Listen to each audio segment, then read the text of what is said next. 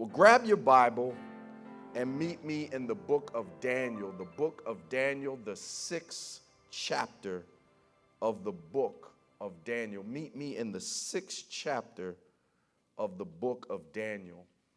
And today I am titling our sermon, He Has Secret Recipes. He has secret recipes. And this entire series has been pointing us and teaching us about the sovereignty of God. And each one of our weeks as we lead up to this finale was using an illustration from cooking to teach us about what it is for people to be in relationship with a God who is sovereign. And as we get ready to go into that final message today, I want you to have for a thought in your mind that God has secret recipes. In other words, what I mean by that is that there are some recipes that the master chef does not let anyone know what he's doing. They may know what small part they play. They may know what small ingredient they play. But the recipe overall, he keeps for himself because it's above what we could think. It's beyond what we could understand.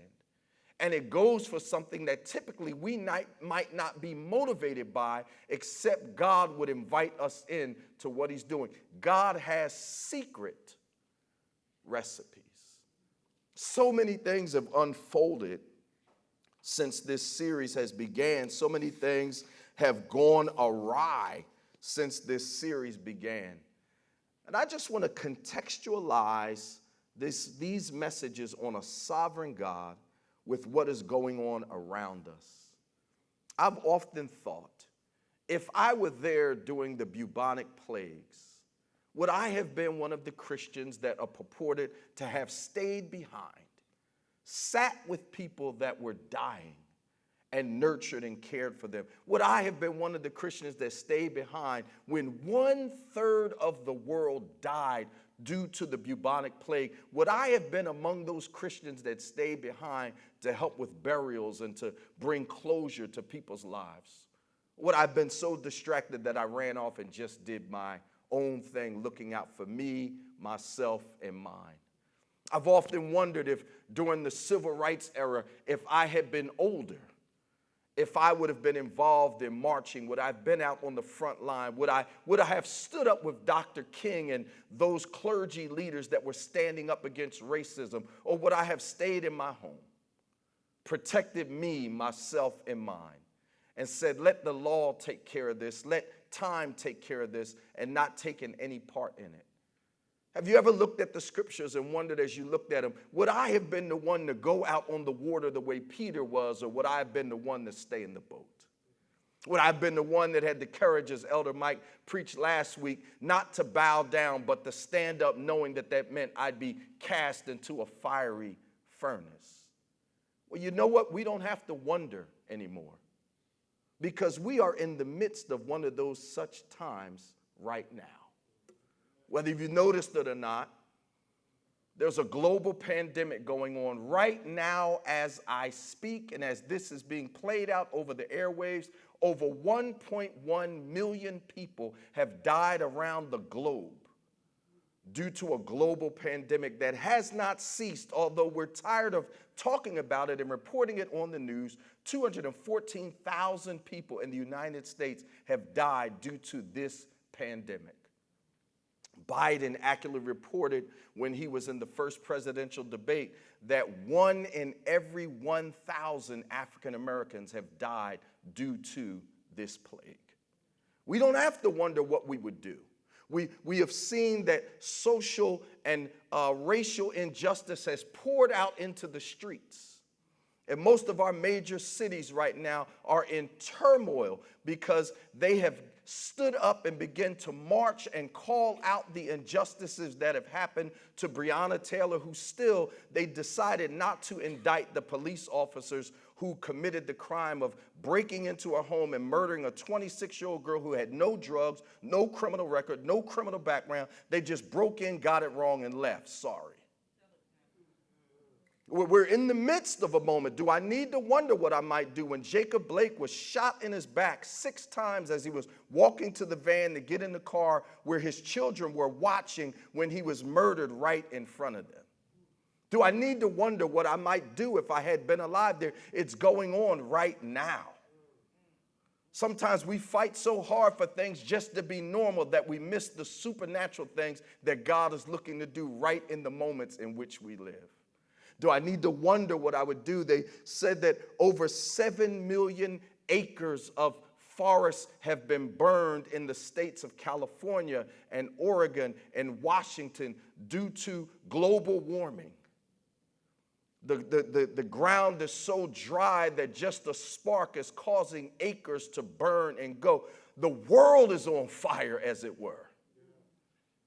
Do I need to look far and wonder what I would do in the past when I'm living in one of those moments right now when they said that this year, the 2020 Atlantic hurricane and storm season is one of the most vicious hurricane and storm seasons that we've ever seen in the history of our country?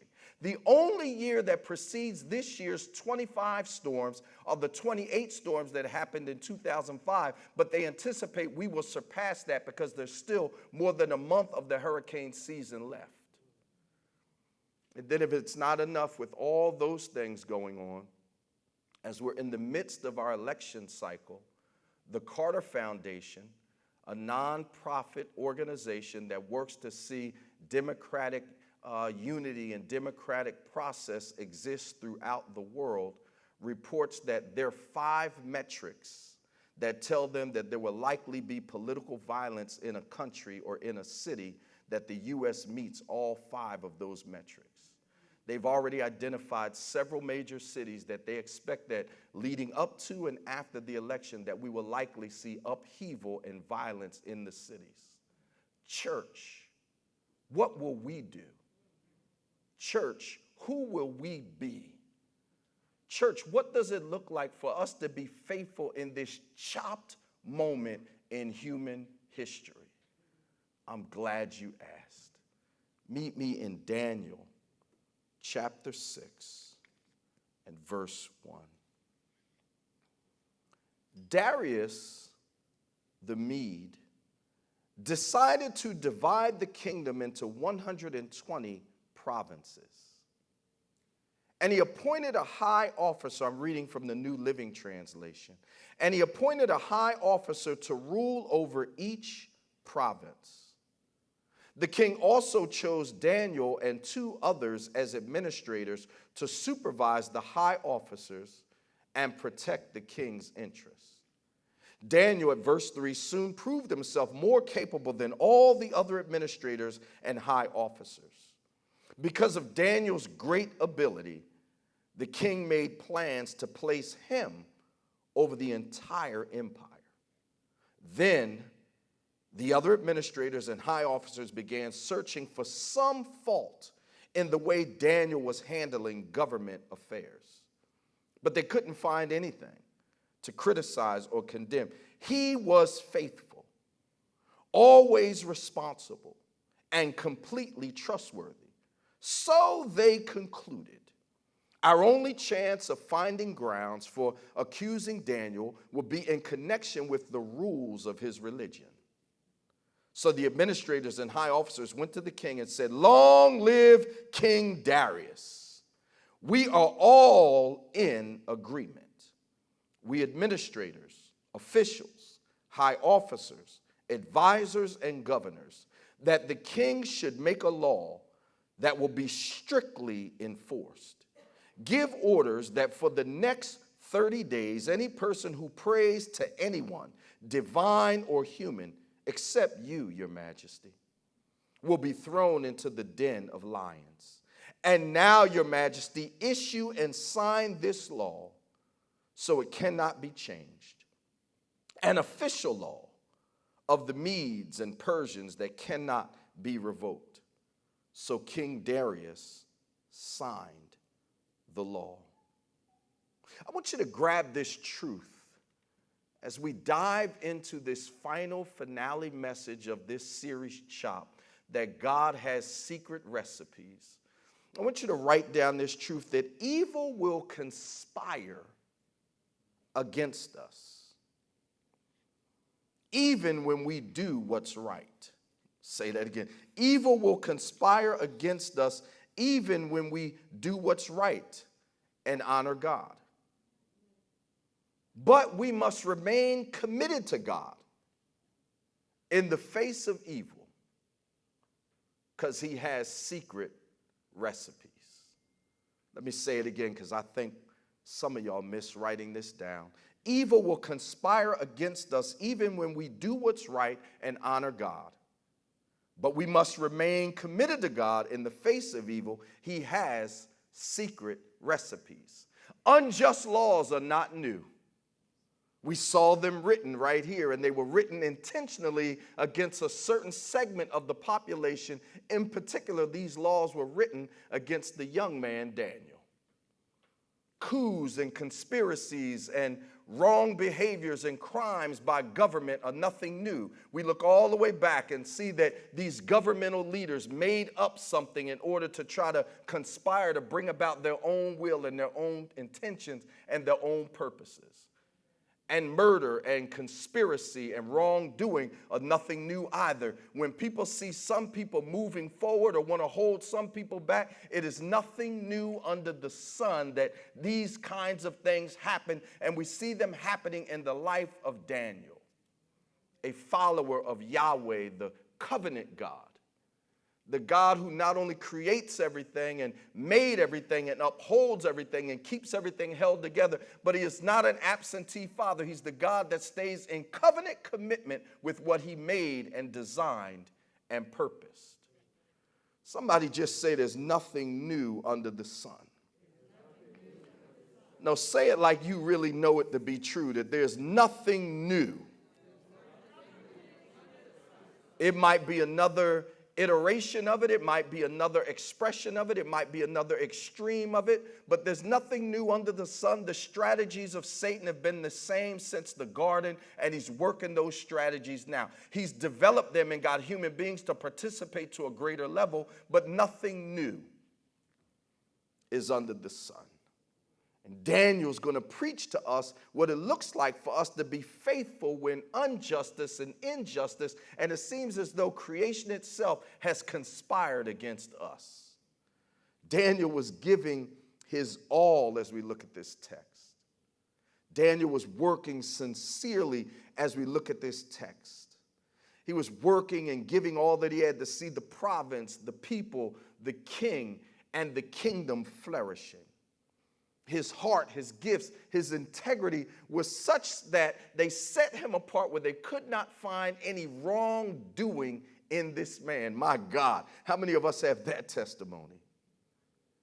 And the king decided to take this man, an exiled Jew, an outsider of the wrong background, and decided to promote him to a place that he was going to be set over the whole empire of Persia.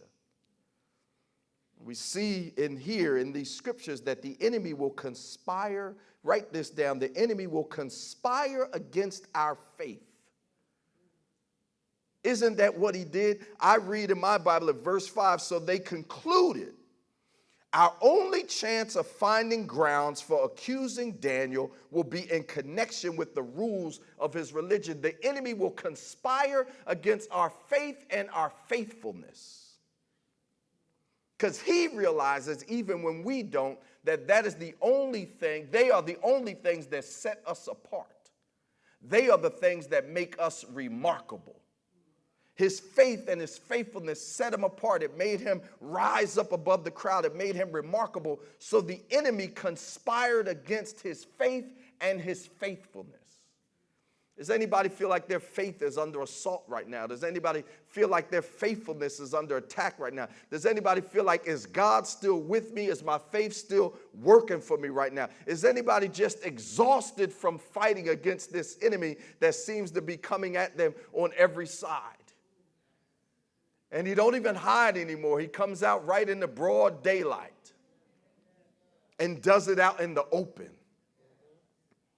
But God has secret recipes. Come on, catch this, church. God has secret recipes, and our ingredient in what he is making is our faith and our faithfulness. God uses our faith and our faithfulness to mix these in the face of all I talked about and in light of all I talked about. God needs us to bring to the party our faith and our faithfulness. Faith comes by hearing, and hearing by the word of God. And faithfulness is me adhering to what God says. Our righteousness in following and obeying God, our faithfulness in following and obeying God, as we see in this text, does not guarantee to us that evil will not conspire against us. In fact, many times our faith provokes evil to come against us. I'm going to say it again because y'all didn't hear it. Oftentimes our faith provokes evil to come against us. I'm going to talk to y'all at home. Oftentimes our faith provokes evil to conspire against us. So many Christians keep their faith and their faithfulness quiet. They try to live for God silent and on the lowdown because they're afraid and they understand that evil will conspire against faith and faithfulness. But here's what you got to catch, church. It's our faith and our faithfulness that ties us to the glory of God. It's our faith and our faithfulness that ties us to the glory of God. That glory that 2 Corinthians tells us that we have this treasure in earthen vessels. The glory that God hid inside of us before the foundation of the world. Our faith and our faithfulness is what sets the stage for what God put in us to come out. So don't be deceived.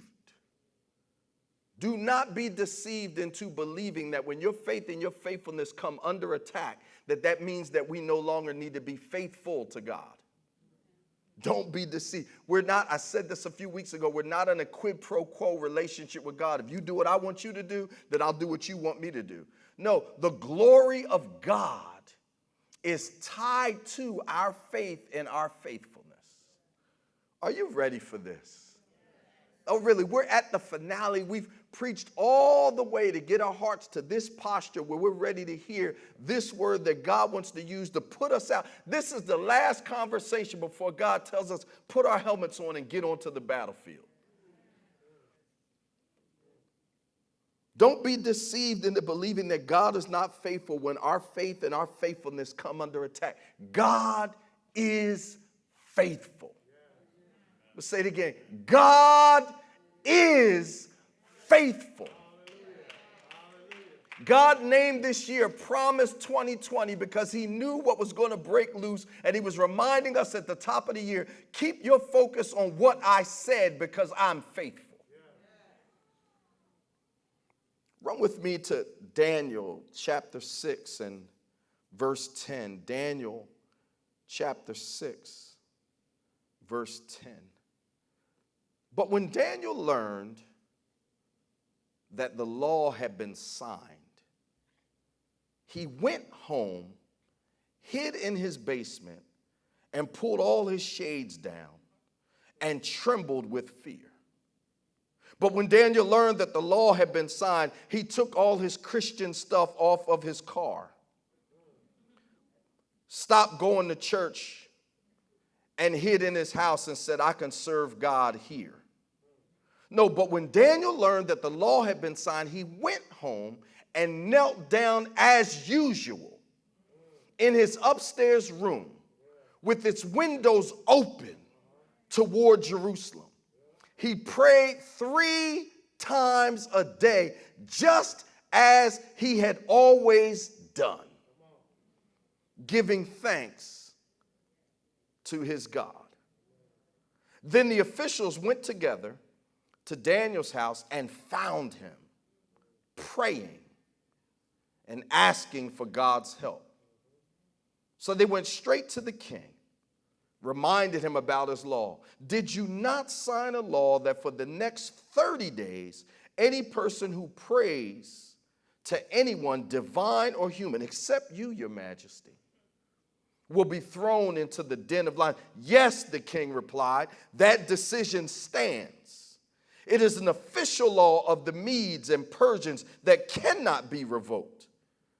Then they told the king, that man Daniel, one of the captives, see the derogatory language they're using, one of the captives from Judah is ignoring you and your law. He still prays to his God 3 times a day. Hearing this, the king was deeply troubled, and he tried to think of a way to save Daniel. He spent the rest of the day looking for a way to get Daniel out of this predicament. And in the evening, the men went together to the king and said, Your Majesty, you know that according to that law of the Medes and the Persians, no law that the king signs can be changed. So at last, the king gave orders for Daniel to be arrested and thrown into the den of lions. The king said to him, May your God, whom you serve so faithfully, rescue you. And a stone was brought and placed over the mouth of the den.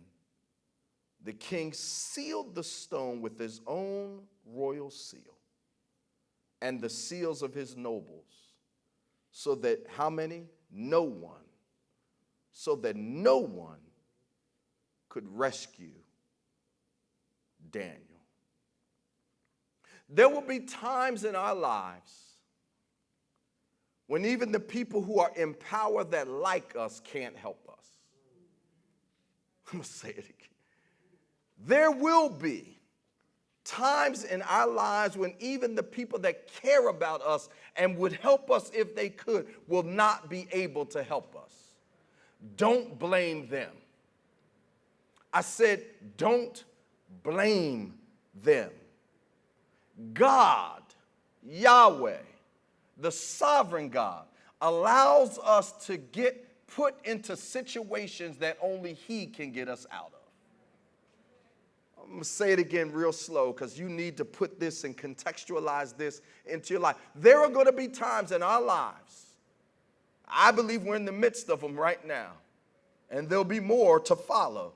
But there are going to be times in our lives when even people that are in powerful positions that would help us if they could will not be able to help us. Don't blame them, because God allows us to be put in situations that only He can get us out of. And faithfulness, catch this, faithfulness to Yahweh, faithfulness to God in these times does not mean fighting in our own power. Faithfulness to Yahweh in these times does not mean getting in our flesh, because they in their flesh. I'm going to get in my flesh and I'm going to deal with this the way I know how to deal with this.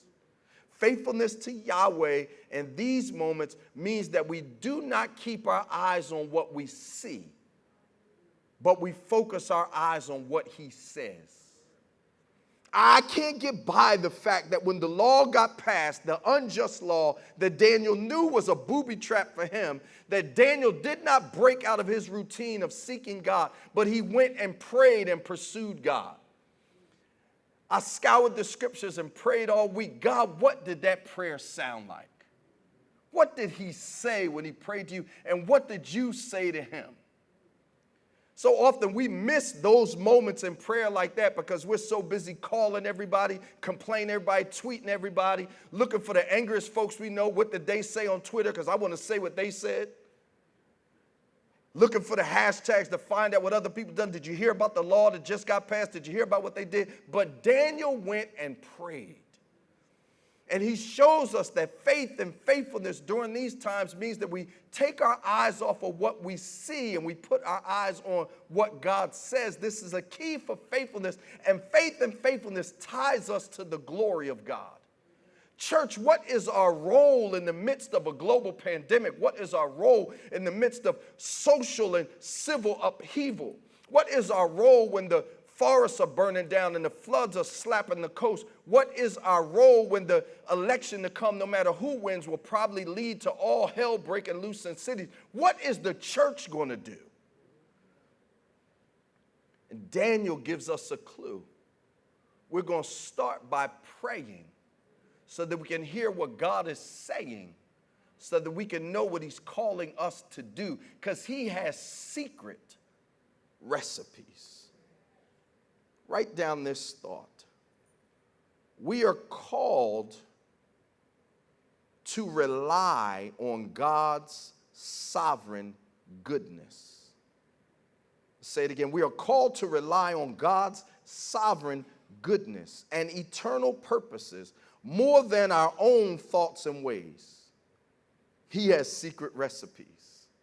Do you know that our contingency plans often take us away from the will of God rather than putting us in the will of God? Do you know that our plans, our contingency plans to figure out, I know how to protect myself, I know how to provide for myself, so let me protect and provide for myself, often end up causing us to annul the provision and protection of God? Literally what we're saying to God is, I got it, I know what to do. But what Daniel did was he prayed because he wanted to see, how is God protecting and providing for me in this moment? I see what they're doing, but what is he saying? I believe when Daniel prayed, he got a word from God that gave him a glimpse of what was coming and put him in a place. It reminds me of Jesus in the Garden of Gethsemane when they had trumped up charges against Jesus, and an unjust legal system with a trumped up fake court arrested him and brought him before a fake trial and fake witnesses and accused him of something he never did. But Jesus, before all that went down, prayed in the garden, and I believe he got a glimpse of what was coming. We got to have a nevertheless. If the glory of God is going to be manifested in these dark days through the church has to have a nevertheless. The church can't tie its hopes to the political system. I'm not saying we shouldn't vote, but whether Biden or Trump gets in office, we still got to be the church. I'm not suggesting that we shouldn't march and go and stand against the racial injustice, but when we come back home and put our posters down, the church still got to be the church. I'm not suggesting that we shouldn't try to send some money and help with the relief to the wildfires. I was so grieved when I read that much of the wildfires are being fought by prisoners that are part of the California prison system, and they put them out there for pennies a day to go out and fight those fires. I was so grieved when I read that I began to pray, God, you got to show us how to dismantle this system. But it's not going to be by power. It's not going to be by might. It's going to be by us connecting to the Spirit of God and releasing the glory of God that he's hidden in us, the church, in this hour, because he has secret recipes. We are called to rely on God's sovereign goodness and eternal purposes more than our own thoughts and ways. Hold tight, church. Just say that. I'm just saying that by the Holy Ghost. Just hold tight. God is mixing something up. I'm telling you, just hold tight. I was talking to one brother this week. We were talking about what was going on in the country. It was Saturday night, as a matter of fact. Friday night, as a matter of fact. We were just talking about what was going on in the country, what was going on in our communities. And the brother confessed to me, he said, Kevin, I'm just believing for Jesus to return. I mean, that was his greatest hope in that moment. And I almost could not blame him. But I felt when he said that Jesus first needs to return in and through us. And I believe he's longing to do that now. Meet me in Daniel 6:18. Then the king returned to his palace and spent the night fasting. This pagan king stayed up all night fasting. He refused his usual entertainment. No Netflix tonight. And couldn't sleep at all that night. Very early the next morning, the king got up and hurried out to the lion's den. When he got there, he called out in anguish, Daniel, servant of the living God, was your God whom you serve so faithfully, able to rescue you from the lions. Daniel answered, long live the king. My God sent his angel to shut the lions' mouths so that they would not hurt me, for I have been found innocent in his sight. And I've not wronged you, your majesty. The pagan king who did not even know God was overjoyed and ordered that Daniel be lifted from the den. Not a scratch was found on him, for he had trusted in his God. Then the king, the pagan king who did not even know God yet, gave orders to arrest the men who had maliciously accused Daniel. He had them thrown into the lion's den because vengeance is the Lord's. He had them thrown into the lion's den along with their wives and their kids. And the lions leaped on them and tore them apart before they even hit the floor of the den. Then King Darius sent this message to the people of every race and nation and language throughout the world. Peace and prosperity to you. I decree that everyone throughout my kingdom should tremble with fear before the God of Daniel. For he is the living God. I feel this man answering an altar call right now. For he is the living God, and he will endure forever. His kingdom will never be destroyed, and his rule will never end. He rescues and saves his people. He performs miraculous signs. Y'all ain't shouting, and wonders in the heavens and on the earth. He has rescued Daniel from the power of the lions. So Daniel prospered during the reign of Darius and the reign of Cyrus the Persian. Hey, y'all, we all have lions' dens that we're going to face. I'm going to just do it like we all have lions' dens that we're going to face. Now, one of us are going to get out of facing the lions' dens, but are we going to stay faithful and faith-filled when we face the lions' dens, or are we going to stop doing what God has taught us to do up until this moment and refuse to access what God has so that the glory of God can be released through our lives?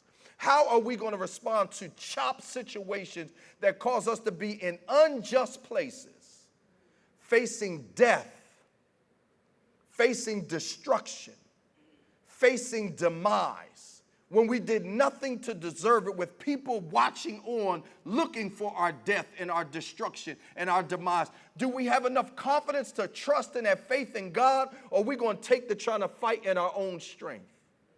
Romans shouts out to us in Romans 8:18, for I consider the sufferings of our present time not to be worthy to be compared to the glory that shall be revealed in us.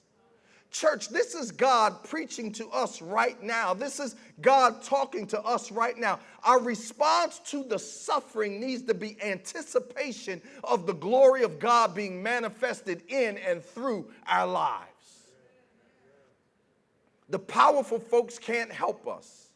Vote, but don't expect them to change up your whole life for you. The laws are not going to rescue us.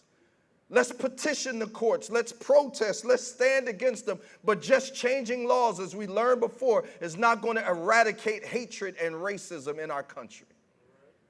But let's change the laws. Make it hard for them to lynch me. Make it hard for them to shoot me in the street. But even then, I've got to have something that transcends just laws being changed. And God is literally looking at us, his church right now, in this moment in human history. We don't have the bubonic plagues, but we have a pandemic. We don't have the civil rights movement, but we have racial unrest in our country. What will we do, church? How will we respond? Will we try to hold on till normal comes back, or will we realize normal's not coming back and I need to be the church in this moment and in this hour? What will we do?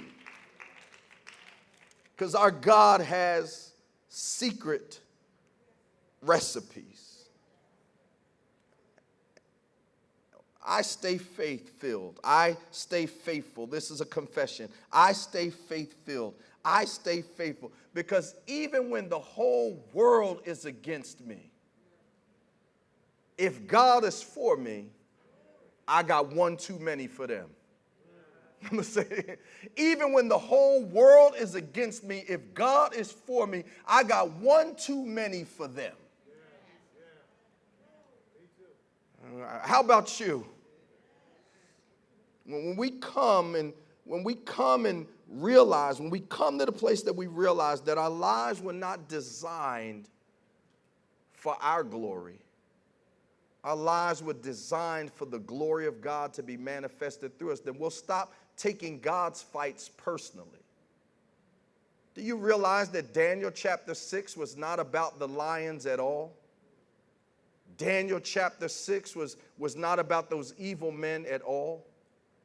Daniel chapter 6 was not even about Daniel at all. Daniel chapter 6 was about Darius realizing the limitations of his power. It was about Darius coming to the place that he bowed his knee to Jehovah God, the God who reigns over every government, over every power, over every person. But so often when we're in the chapter 6s, we make it about ourselves. And God can't use us in the secret recipe because we're like, God, I don't deserve no lion's den. And we end up making it about ourselves. But it wasn't about the lion. It wasn't about Daniel. It wasn't about those evil men. It was about the kingdom of God coming into Persia because God found a faithful person who his glory could be manifested through. What would it look like if we had a whole church that the glory of God could be manifested through? What would it look like if we realized that Jesus said, if you're going to follow me, if you're going to be my disciples, deny yourself, take up your cross and follow me, because I have some secret recipes. Daniel was a type of Jesus. I couldn't help but see when they rolled the stone there and sealed it that they thought Daniel would never come out, but they had to roll that stone away because the glory of God came and was manifested through that man. Where are the miracles? Where is the faithfulness? Where are the signs? Where is our faith? Where are the wonders? Where is the church? Right here. Come on, right here. Come on, at home, right here. Come on, in this room right now, right here, in this sanctuary, right here, right here. I'm not afraid of lions. I'm not afraid of lions' dens. I'm not afraid of laws. I'm not afraid of Dariuses. I'm not afraid of evil men. I'm not going to fight by my own power, my own might. Kevin, was your God able to save you? Long live the King. I'm good. I made it. My God shut the mouths of the lions. Some of us are facing lions right now. Some of us are facing lions right now. Stay faithful that the glory of God might be seen. Some of us are facing lions' dens right now. Don't be upset with those folks that couldn't help you. Don't be upset with those that conspired against you. It's not about you, Daniel. It's a setup. It's a secret recipe. God's about to manifest his glory. He did it in Persia. He can do it in America. I said he did it in Persia. He can do it in America. He just needs a faithful Daniel-type church. Are you ready to live this? No, really, are you ready to live this? We got chopped lives, but we got a sovereign God.